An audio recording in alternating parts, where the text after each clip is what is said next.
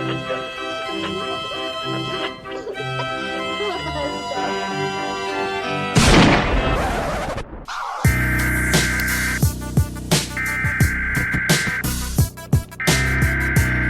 interrupt our program to bring you this important message.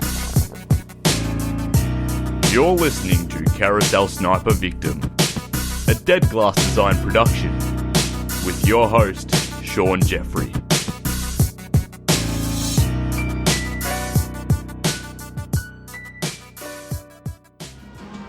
It had everything a state funeral should have, except the crowds.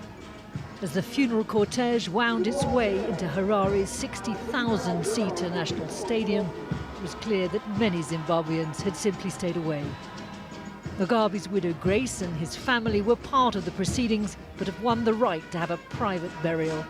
They're still bitter at the way Mugabe ended his days, ousted from running the country he'd founded. He was a sad man. Sad man. He recalled quietly the journey that he had walked. The army, instrumental in his removal from power, honoured the former president with a 21-gun salute, while Zimbabwe's current president praised the man he'd forcibly removed from power. Today, Zimbabwe is mourning the demise of a great son of the soil, a visionary and champion of our empowerment. Some old liberation allies made the journey, and former and current African statesmen paid their respects. The presence of African leaders here reflects Robert Mugabe's place in the history of the struggle for liberation of this continent. But the low attendance shows that Zimbabweans know he'll be judged for much more than that. And today's eulogies will not ring out beyond the walls of this stadium in a country close to collapse. But in the stadium today, there was only praise. These women told me they now own land because of him. We're so grateful. We're empowered as women. The gender policies from Mr. Mugabe really protected us as women of Zimbabwe. He gave us land, women for land, businesses. So, hey, it's a great loss to us. Robert Mugabe was one of the last of a generation of African strongmen. He brought Zimbabwe independence, but his legacy is one of political and economic turmoil.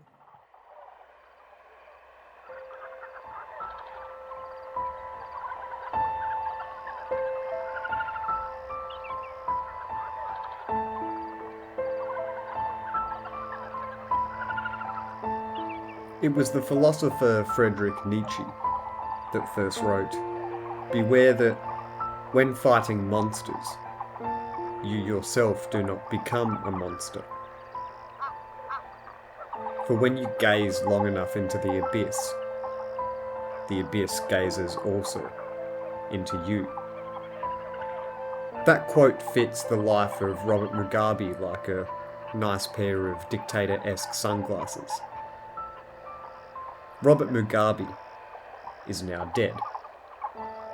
He was a man so desperate to stay in control of a country that he freed, that in the end he aided in its complete economic and social destruction.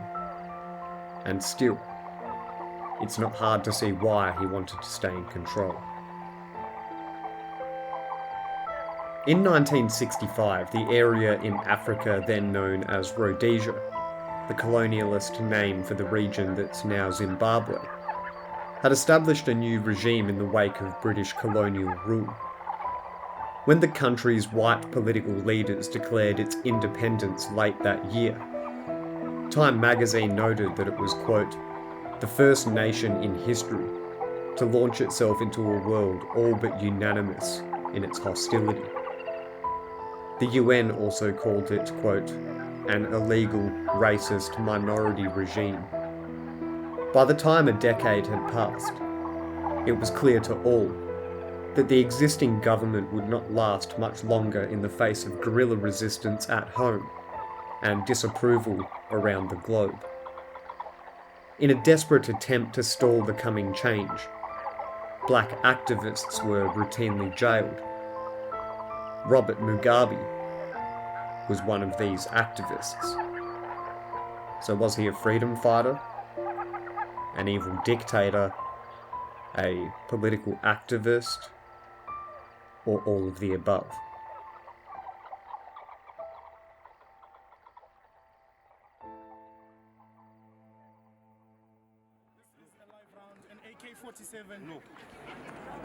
An AK-47 is a Chinese model that has actually been used as well. That's an AK-47 live round that has actually been used. Where's the shooting coming from?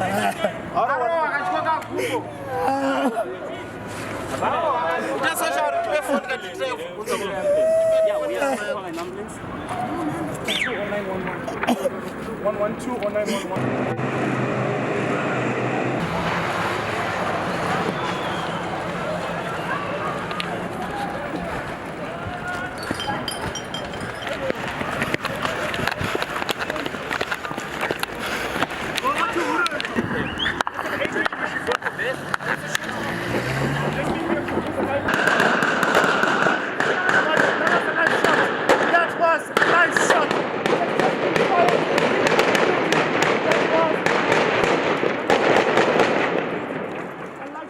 The army is moving in, beating people, firing live rounds. All the press are being told to turn off their cameras so we can't record it. And in addition to that, one cameraman's camera was kicked. People are using live rounds as we speak. It's live rounds, you can hear them in the background. Oh man, what happened? What happened to you? I'm beaten by the soldiers. Okay. This is your phone? I've heard peaceful demonstration. They removed your truth. Let me split. I'm not sure I can't feel. They removed your truth. They hit him. Yeah. Oh my Sorry, word. It has been fired. It has been fired to a wall.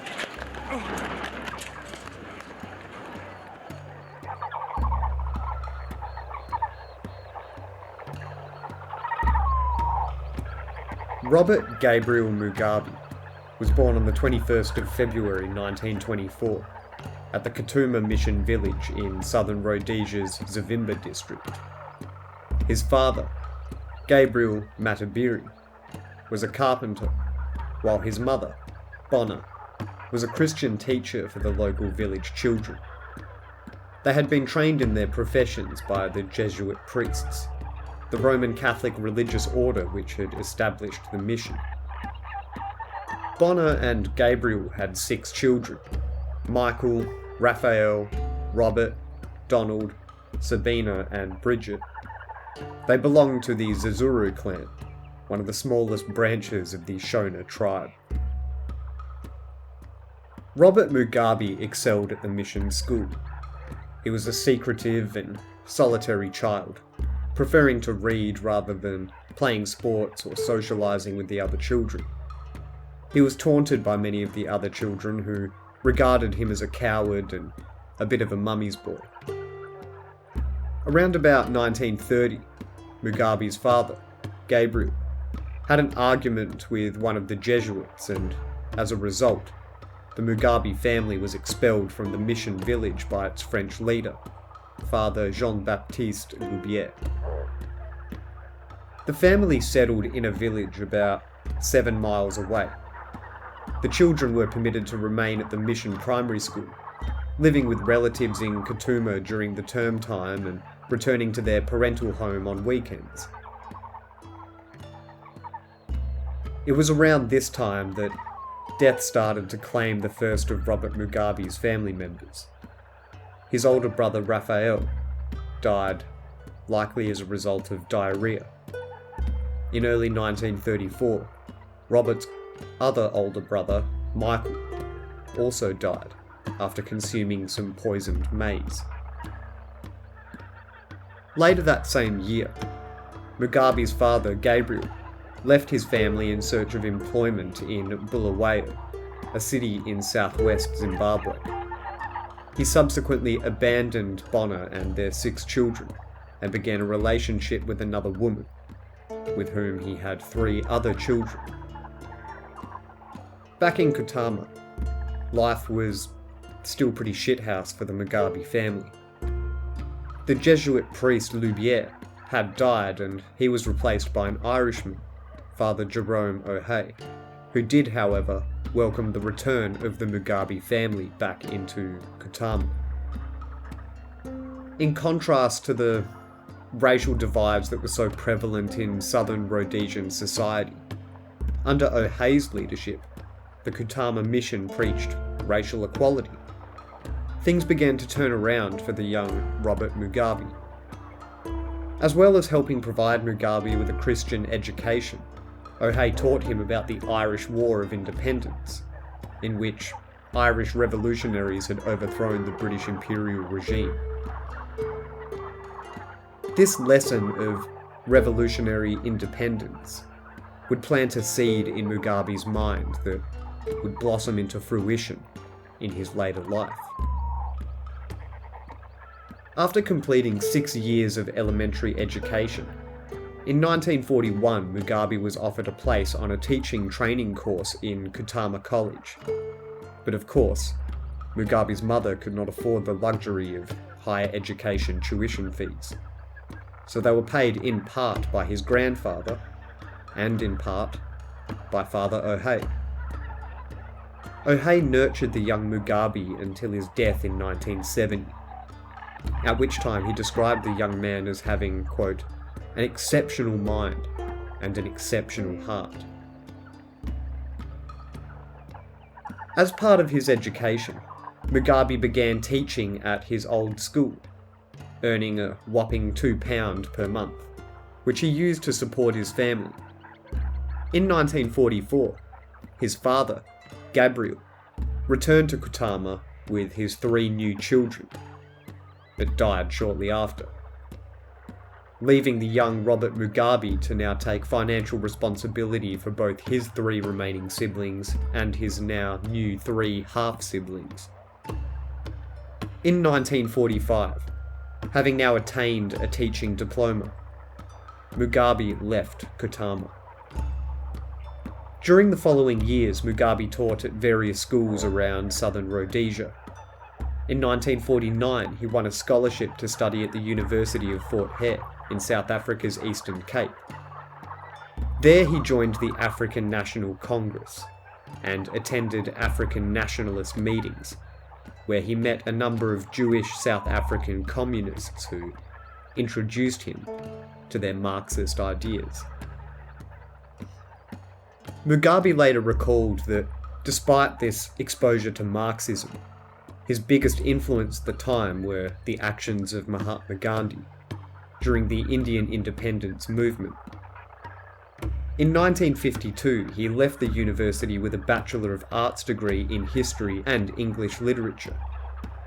In later years, he described his time at Fort Hare as the turning point in his life. Mugabe returned to southern Rhodesia in 1952, by which time, he stated, he was, quote, completely hostile to the colonialist system. From 1955 to 1958, Mugabe lived in neighbouring northern Rhodesia, where he worked at Chalimbana Teacher Training College in Lusaka. There he continued his education by working on a second degree by correspondence, this time a Bachelor of Administration from the University of London International Programmes through distance education. Say what you will, but Mugabe was dedicated to furthering his academic goals. In 1960, Mugabe returned to southern Rhodesia. There he joined the movement being led by Joshua Nkomo, who was the patriarch of the African nationalist struggle. Mugabe became a figurehead in the movement led by Nkomo as the National Democratic Party's publicity secretary, and he therefore gave up teaching. Mugabe's political career was now starting to pick up some momentum. In 1961, he married his girlfriend, a Ghanaian woman, Sally Hayford, who shared his political interests. Now, at the time, the British government was seeking a path forward in the country. As racial resentment was growing, Mugabe's stance in favour of political violence put him at odds with Joshua Nkomo, and so Mugabe formed the Zimbabwe African National Union, ZANU. Now, there's so many political acronyms going around, it's hard to keep track. There's ZANU, ZAPU, NDF, the AFP, and just a million. But they're all just different political parties that want basically some version of the same thing, independence for Zimbabwe. In the early 1960s, Mugabe was quoted thusly: "Europeans must realise that unless the legitimate demands of African nationalism are recognised, then racial conflict is inevitable." End quote. Racial violence was growing in the country, with aggrieved black Africans targeting the white community. Mugabe deemed such conflict a necessary tactic in the overthrow of the British colonial dominance and white minority rule. This contrasted with Joshua Nkomo's view that African nationalists should focus on international diplomacy. This would help to encourage the British government to grant their demands, rather than meeting them head-on with violence. And so it was around 1960 to 1961 that the government started banning these grassroots political movements. And in September of 1962, Mugabe and other senior party officials were arrested and restricted to their home districts for 3 months for political agitation. Now, both Mugabe and his wife Sally were in trouble with the law. He had been charged with making subversive statements in a public speech and awarded bail before his trial. His wife, Sally Hayfron, had been sentenced to 2 years imprisonment, which was suspended for 15 months for a speech in which she declared that the British Queen Elizabeth II can, quote, go to hell. The rise of African nationalism generated a white backlash in southern Rhodesia, with the right-wing Rhodesian Front winning the December 1962 general election. The new government sought to preserve white minority rule by tightening security and establishing full independence from the United Kingdom. Shit was starting to get pretty tense. Mugabe met with colleagues at his house in Salisbury's Highbury district, where he argued that as political demonstrations were simply being banned, it was now time to move towards armed resistance. Both he and others outwardly rejected Nkomo's proposal that they establish a government in exile. For Mugabe, that just wasn't good enough. Mugabe and his wife skipped bail to attend a ZAPU meeting in the Tanganyikan city. There, the party leadership met Tanganyikan's president, Julius Nyerere, who also dismissed the idea of a government in exile, and urged the ZAPU members to organise their resistance to white minority rule within southern Rhodesia itself.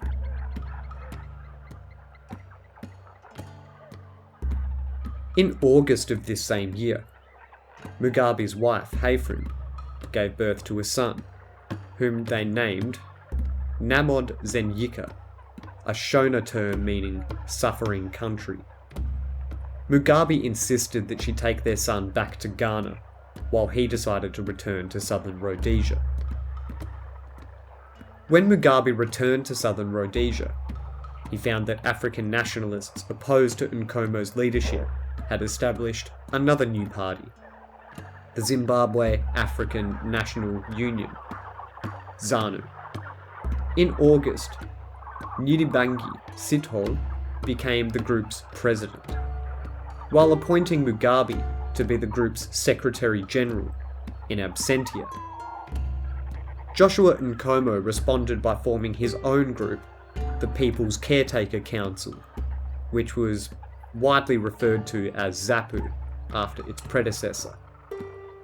Now ZAPU and ZANU, while both sort of two versions of the same thing, they violently opposed one another, and soon gang warfare broke out between the rival memberships.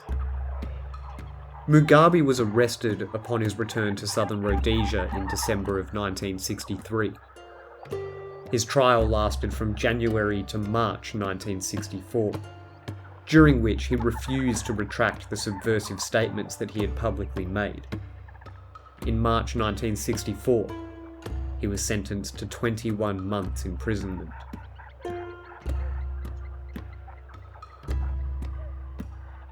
As Mugabe was beginning his long term in prison, Rhodesia's white minority, which had won power by opposing African nationalism, unilaterally declared independence from Britain. That government refused to let Mr. Mugabe attend the funeral of his only child, who died while he was in prison. This stoked his resentment of the regime even further. During his years in prison, he organised classes among the inmates and continued to communicate with members of his political party who were on the outside. He remained there for 8 years, devoting his time to reading and studying. During his time in prison, he gained several further degrees from the University of London: a Master's in Economics, a Bachelor of Administration, and 2 law degrees. After his time in prison, Mugabe left Rhodesia in 1975 for Mozambique, which had just attained independence, and worked to win the acceptance of the guerrillas from his political party, who in 1972 had begun to fight against the Rhodesian ruling party. Eventually becoming the voice of this guerrilla movement, Mugabe became known on the world stage. In 1976, he was forced back into an alliance with Joshua Nkomo, under pressure from various other African leaders, and after British brokered peace talks in 1979 that established the independent state of Zimbabwe and set the stage for a national election, Mr. Mugabe returned home from exile.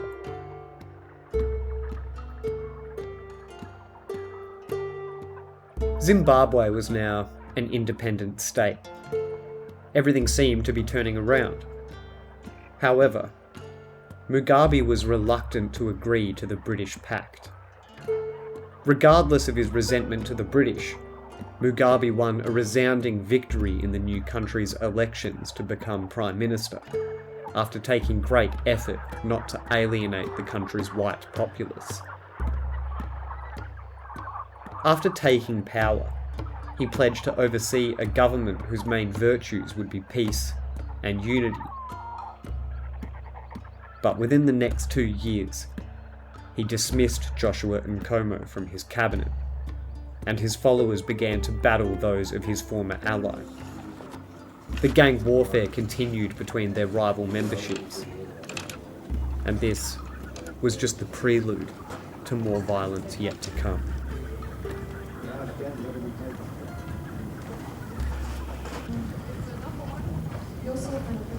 Well, this is a big loss for the country. This is about $8 to $9 million worth of tobacco. And our country, Zimbabwe, needs foreign currency very badly, and this is what they are doing. So it's completely out of control, and we don't know what's going on. Yeah.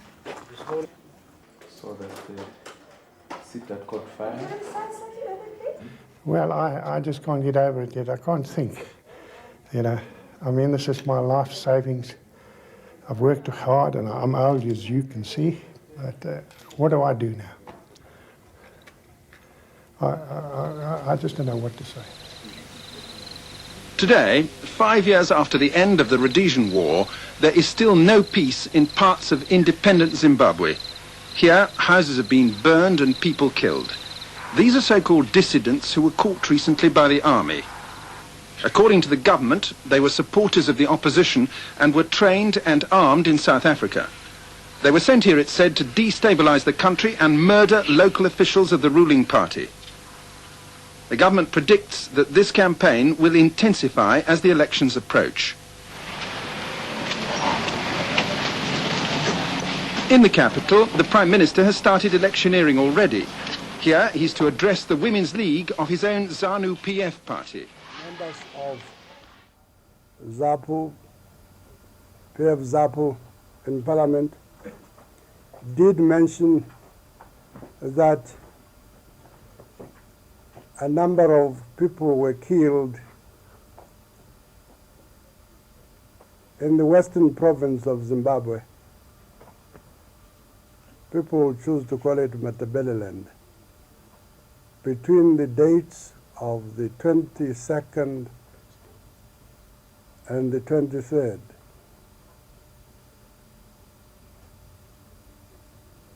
The people who are supposed to have perpetrated these murders call themselves Support Unit 5th Brigade.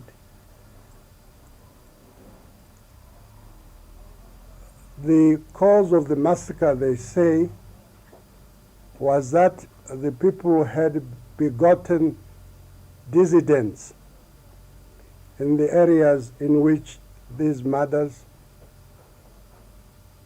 mass killing, raping, and looting has taken place, and I think is still taking place. The question they asked from the people was, where are the dissidents? When people say we don't know, then the shooting began. Between 1983 and 1985, Mugabe sent a military brigade into the country's western region. This is where much of Joshua Nkomo's support was based, and Mugabe went there to hunt down his supporters. An estimated 10,000 people were killed in the campaign, the vast majority of them civilians. After a change in the country's constitution, Mugabe became president in 1988, a vastly more powerful role than his previous position as prime minister. For the next 12 years, Mugabe went mostly unchallenged, as government investments in education and health led the country to prosper for the time being. But in the late 80s, things began to fall apart in Mugabe's personal life. While married to his first wife, Sally Hayfin, in 1987 Mugabe began an extramarital affair with his secretary, Grace Marufu. She was 41 years younger than Mugabe, and at the time she was married too. A year later, in 1988, she bore Mugabe a daughter, Bona, and in 1990, a son, Robert. The relationship was kept secret from the Zimbabwean public. Mugabe's wife, however, was very much aware of it. According to her niece, Patricia Bekele, with whom she was particularly close, Hayfin was not happy that Mugabe had an affair with Marufu, but, quote, "She did what she used to tell me to do. Talk to your pillow if you have a problem in your marriage. Never, ever humiliate your husband." Her motto was to carry on in gracious style, end quote. Sally Hayfin, Mugabe's first wife, died in 1992 from a chronic kidney ailment. Following her death, Mugabe and Marufu were married in a large Catholic ceremony in August of 1996. As First Lady of Zimbabwe now, Grace Marufu gained a reputation for indulging her love of luxury, with a particular interest in shopping, clothes, and jewellery. These lavish shopping sprees led to her receiving the nickname Gucci Grace. She too developed a reputation for corruption also. In 1997, Grace Mugabe gave birth to the couple's third child, Chatunga Belamo. By the 21st century, Mugabe was regarded as one of the world's most controversial political leaders. According to the Black Scholar Journal, quote, "Depending on who you listen to, Mugabe is either one of the world's great tyrants or a fearless nationalist who has incurred the wrath of the West. He has been widely described as a dictator, a tyrant, and a threat, and has been referred to as one of Africa's most brutal leaders." End quote. At the time, he continued to be regarded as a hero by many in the third world countries and received a warm reception when travelling throughout Africa. For many in southern Africa, he remained one of the, quote, "grand old men" of the African liberation movement. In the year 2000, facing newly empowered political opponents, Mugabe supported gangs of young men who had begun to seize farms owned by white Zimbabweans.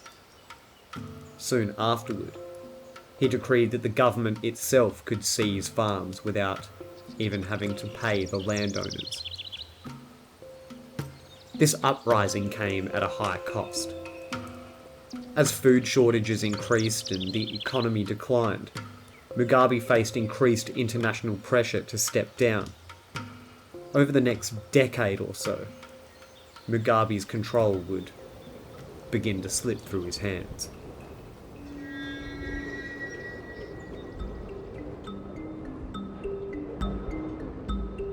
Starting in 2001, the United States placed a financial freeze on Mugabe's government in response to the ongoing land seizures, beginning a wave of Western sanctions.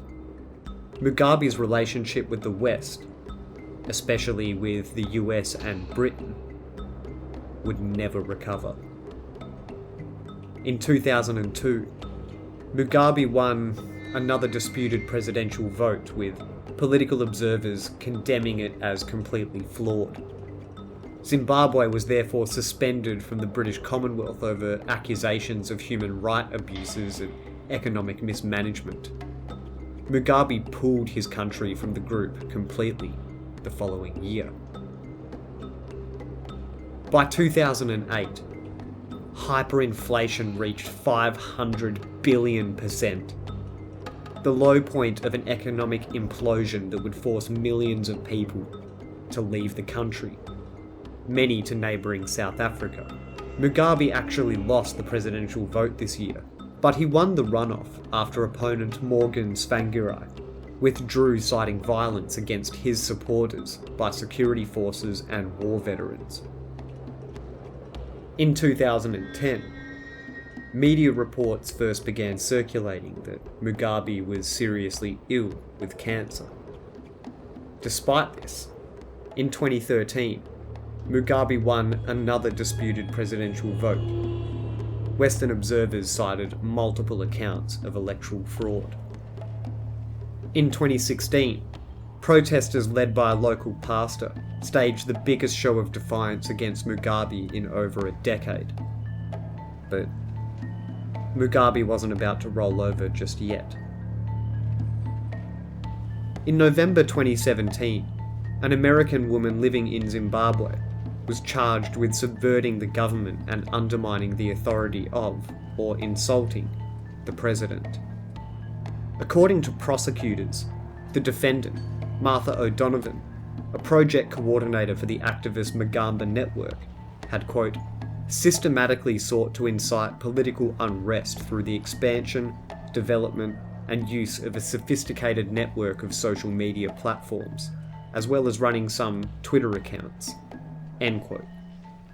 She faced up to 20 years in prison for the charges.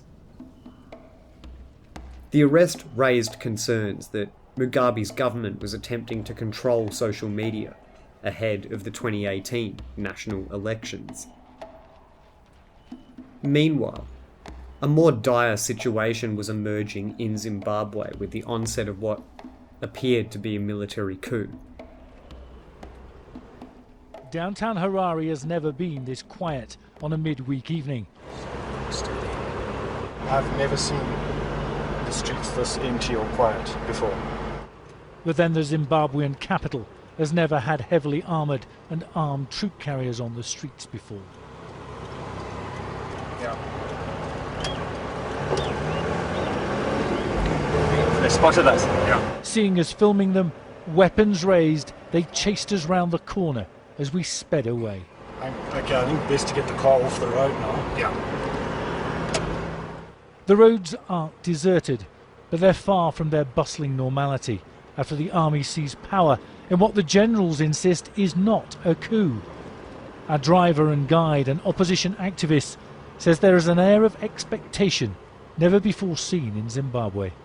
You know, just myself coming into town today, I've never experienced that kind of security check ever. People are quite excited. You know, they're dusting off their scotch bottles and getting ready to celebrate because anything, any change is better than what we've had for the last 20 years. It doesn't pay to advertise your journalistic credentials here, and even getting into the country is fraught. But the flight in was heavy with VIPs, including the former Prime Minister.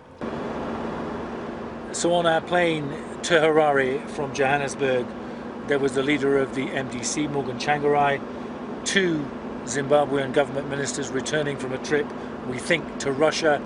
And as we left the airport, there were soldiers heavily armed on the streets, checking every vehicle in and every vehicle out.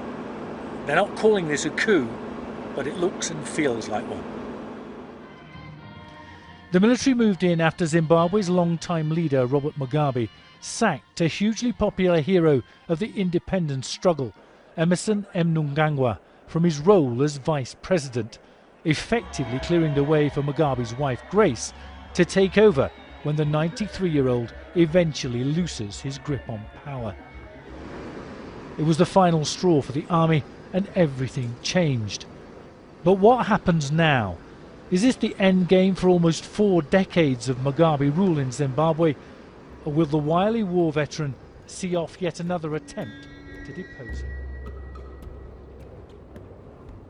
On the 14th of November, not long after Mugabe's dismissal of Vice President Emmerson Mnangagwa, tanks were spotted in the country's capital, Harare. Early the following morning, an army spokesperson appeared on TV to announce that the military was in the process of apprehending criminals who were, quote, causing social and economic suffering in the country in order to bring them to justice, end quote. The spokesperson emphasised that this was not a military takeover of the government, saying, quote, "We wish to assure the nation that His Excellency the President and his family are safe and sound and their security is guaranteed," end quote. At the time, Mugabe's whereabouts were actually unknown, but it was later confirmed that he had been confined to his house. The following day, Zimbabwe's The Herald published photographs of the elderly president at home, along with other government and military officials. The officials were reportedly discussing the implementation of a transitional government, though no public statement had actually been made on the matter. On the 17th of November, Mugabe resurfaced in public at a university graduation ceremony, an appearance believed to mask the turmoil sort of taking place behind the scenes.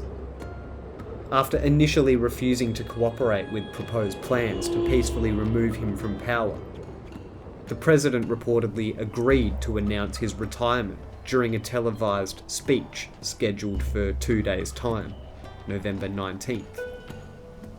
However, when November 19th rolled around, Mugabe made no mention of retirement during the speech, instead insisting he would preside over a December Congress of the ZANU/PF governing party. As a result, it was announced that the party would launch impeachment proceedings to vote him out of power themselves. On the 22nd of November, just a few days later, shortly after a joint session of the Zimbabwean Parliament convened for the impeachment vote, the Speaker read a letter from the embattled President. Quote, "I have resigned to allow a smooth transfer of power. Kindly give public notice of my decision as soon as possible." End quote.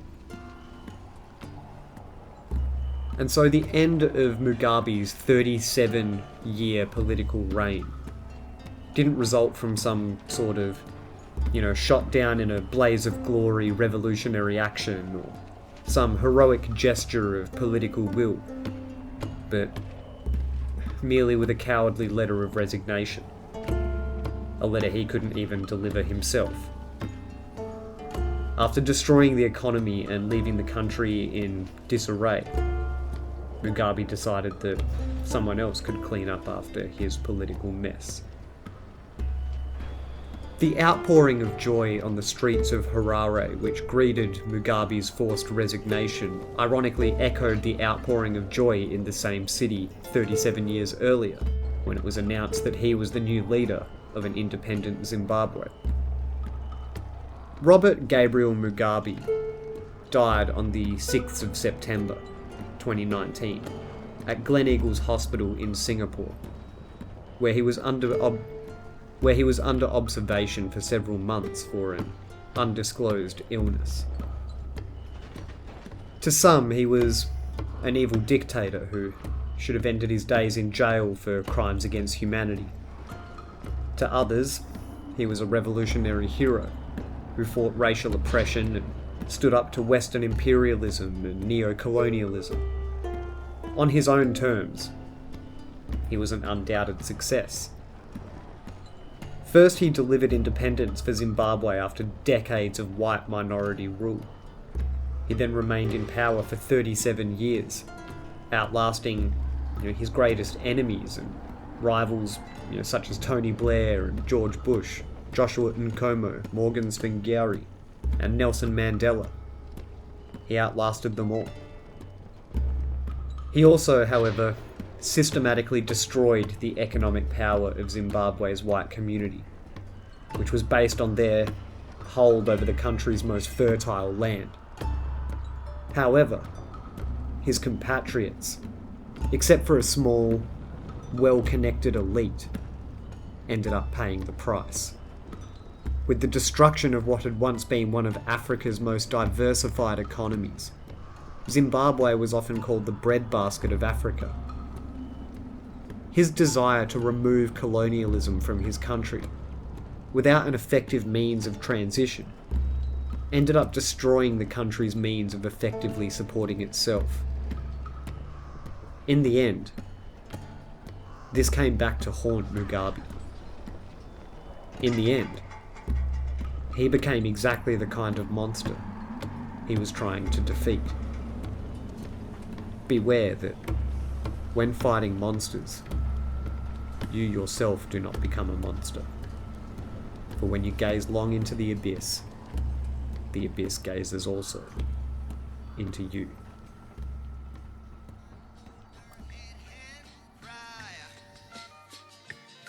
Cause her son had been shot down in the street and died. Woman hold her head and cry. Cause her son had been shot down in the street and died. When I die, fuck it, I wanna go to hell. Cause I'm a piece of shit, it ain't hard to fucking tell. It don't make sense going to heaven with the goodies dressed in white. I like black Timbs and black hoodies. Gotta probably have me on some real strict shit. No sleeping all day, no getting my dick licked. Hanging with the goodies, lounging in paradise. Fuck that shit, I wanna tote guns and shoot dice. All my life I've been considered as the worst.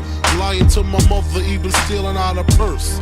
Crime after crime, from drugs to extortion. I know my mother wish she got a fucking abortion. Woman hold her head and cry. Cause her son had been shot down in the street and died. I swear to God I want wanna just slip my wrist and end this bullshit. Throw the magnum till my head threaten to pull shit. And squeeze until the bed's completely red. I'm glad I'm dead, a worthless fucking Buddha head. The stress is building up, I can't believe suicide's on my fucking mind. I wanna leave, I swear to God, I feel like death is fucking calling me. But nah, you wouldn't understand. You see, it's kinda like the crack did the Pookie and New Jack. Except when I cross over, there ain't no coming back. Should I die on the train track like Ramo and Beach Street? People at the funeral frontin' like they miss me. My baby mama kissed me, but she glad I'm gone. She know me and her sister had something going on. I wonder if I died, would tears come to her eyes? Forgive me for my disrespect, forgive me for my lies. Cause her son had been shot down in the street and died. Woman hold her head and cry. Cause her son had been shot down in the street and died. I reach my peak, I can't speak. Call my nigga cheek, tell him that my will is weak. I'm sick of niggas lying, I'm sick of bitches hawking. Matter of fact,